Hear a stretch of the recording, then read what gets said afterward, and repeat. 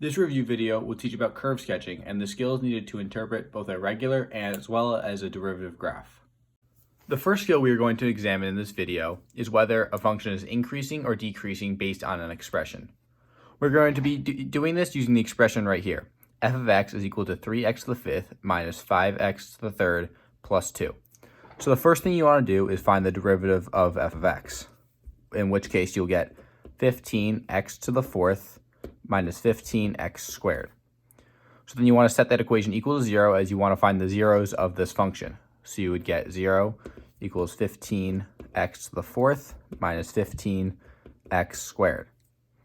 From there, you simply factor it out. So you get 15x squared times x squared minus 1. And your zeros will end up being x is equal to -1, 0, and 1. From there, you then want to create a number line. You have negative infinity at the left end, infinity at the right end, and then you have your zeros in between. In this case, they are -1, 0, and 1. From here, you want to plug in numbers to see whether it is increasing or decreasing between each interval. So for this one, you're going to plug in negative. So if you plug in x equals -2, you'll end up getting into this original function right here is where you need to plug it into. You'll end up getting -54. So if you go 3 to the -2 to the fifth minus 5 times -2 to the third plus 2, you will get -54. From there on, you have to repeat with each one of these.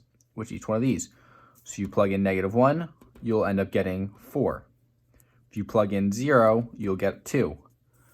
If you plug in 1, you will get 0. If you plug in 2, you'll get 58. The reason why you plug in these numbers is so you see when you're going in this interval, you are going from negative all the way up to 4, so that is increasing right here. From here, you are going from 4 to 2, so you see that is decreasing. From 0 to 1, it's going from 0 to 1, you're going from x equals 2 to 0. So again, it is decreasing. And then finally, you're going from 0, and the next value is 58, so you know it will be increasing into infinity, so you get a positive there. So as a result, f will be increasing, f of x will be increasing on from the intervals -infinity, non-inclusive because infinity is never inclusive, to -1, which is inclusive, and then it will be, as well as it will be increasing from 1 inclusive to infinity non-inclusive, and then it will be, this is increasing, and then f of x will be decreasing. F of x will be decreasing from -1 inclusive to 1 inclusive. And that is how you find whether an interval is increasing or decreasing from a expression. Another thing that can be found from this expression is the local maximum and minimums of a function. The local maximum and minimums of a function are from the exact same points where you are increasing and decreasing. For example, you would have a local maximum at -1 as you are increasing into decreasing. And then you would have another local minimum at 1 as you're going from decreasing to increasing. So if you were to roughly sketch this graph, you would have at -1 and at 0 at 1, you would be increasing until -1, where you could find a local maximum, and then you're decreasing until you reach 1, which I forgot to label right there. You're decreasing until you reach 1, and then you'll have a local minimum, and then you'll increase it out of that as well, resulting in a local maximum at -1 and a local minimum at 1, with nothing at 0, simply because there is no change in sign there. So now we want to start figuring out how to analyze a graph as well. We're going to start off with a normal graph. So from this normal graph, we want to be able to sketch a rough graph of the derivative. So to do that, we have to first realize how to know when a derivative graph will be positive and when a derivative graph will be negative. So derivative graph will be positive when the regular graph has a positive slope. However, the derivative graph will be negative when the regular graph has a negative slope. So if you look at something like this, if you look at a graph like this, which is a simple upside down parabola, it is the slope of the regular is positive from -4 to 0. As a result, the derivative graph will also be positive from -4 to 0. And then over here, when the slope turns negative, the graph of the derivative will be negative from 0 to 4. So in the end, you could even just have a graph simple as this. As at 0, the slope changes from positive to negative. At 0, the derivative graph changes from positive to negative. So now that we've learned how to analyze the graph of f of x, we now want to learn how to analyze the graph of the derivative of f of x. So right here, it's a totally different graph, but this is the graph of the derivative of f of x. So the first thing we can do is find the critical points of the regular graph of f of x from the derivative graph. So the critical points will be wherever y is equal to 0, or wherever the derivative graph touches the x-axis. So for this graph, that'll be at x equals -3, x equals 1, and x equals 3.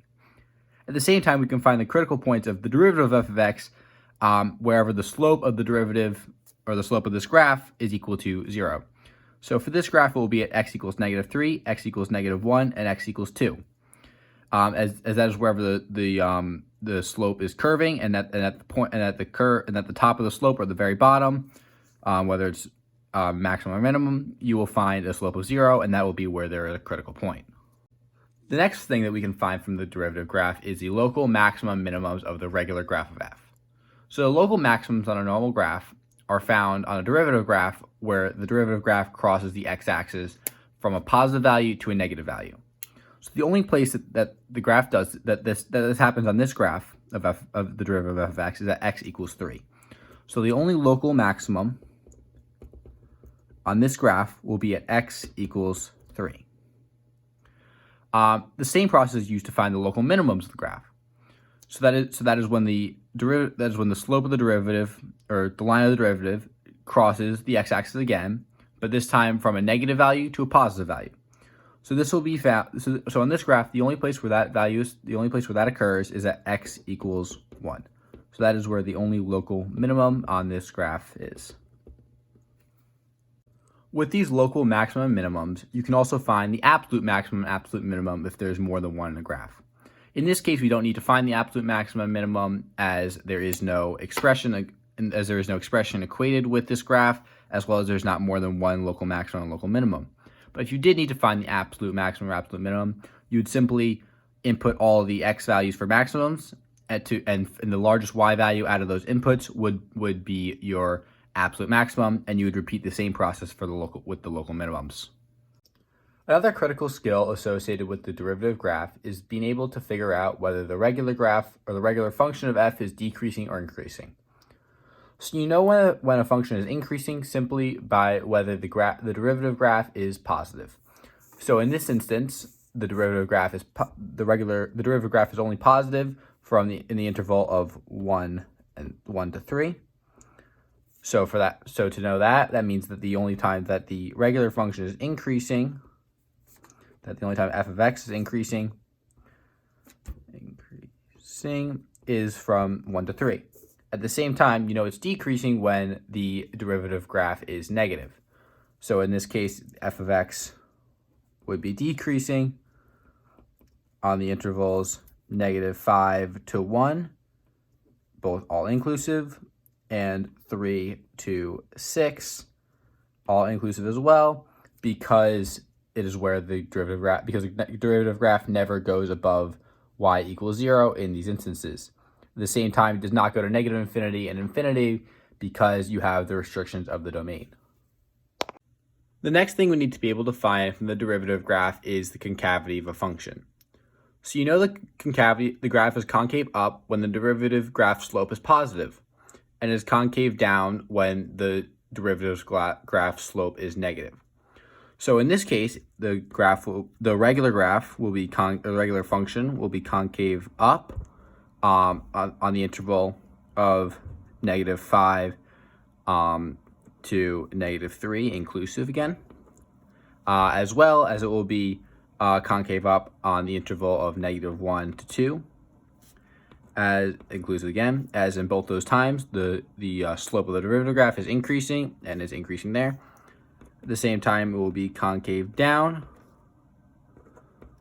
if I can spell, concave down from on the intervals of -3 to -1 inclusive and 2 to 6 inclusive.